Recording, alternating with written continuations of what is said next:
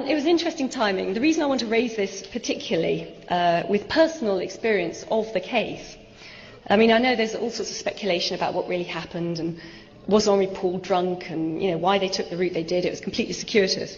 But David and I had personal involvement in it.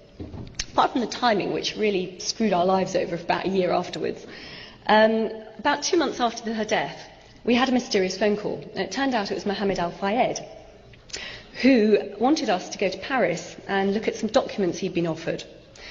So, at this point, we're living in a very remote farmhouse.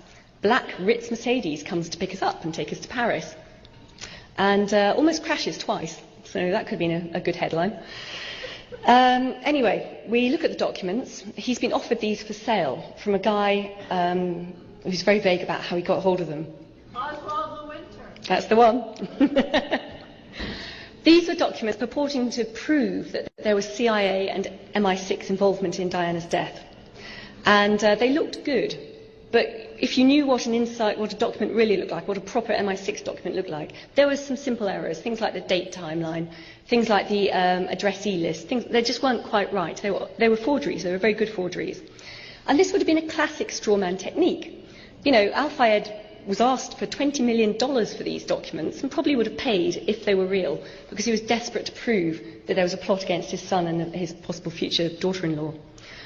Anyway, we saw that they were forgeries, they were fakes, and it saved him $20 million, but also saved him embarrassment. This would have been a classic straw man operation, whereby he would have bought them, held them up to the world's media and said, look, I've got proof. And then the authorities would have turned around and said, look, it's so obvious, look at these simple errors, of course they're forgeries. You can imagine what would have happened. Anything else he ever found out, he would have been dismissed so quickly. And all the other speculative things you see in the press.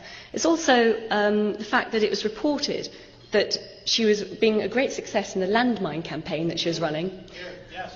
But also, she was about to go into campaigning on the behalf of the Palestinians. Now, you can imagine someone of Princess Diana's profile doing that. They would not have tolerated it. They could not have dealt with that. So I think that's why she was taken out. I think they'd probably been planning it for a while, and it was just perfect timing. They did it when they did.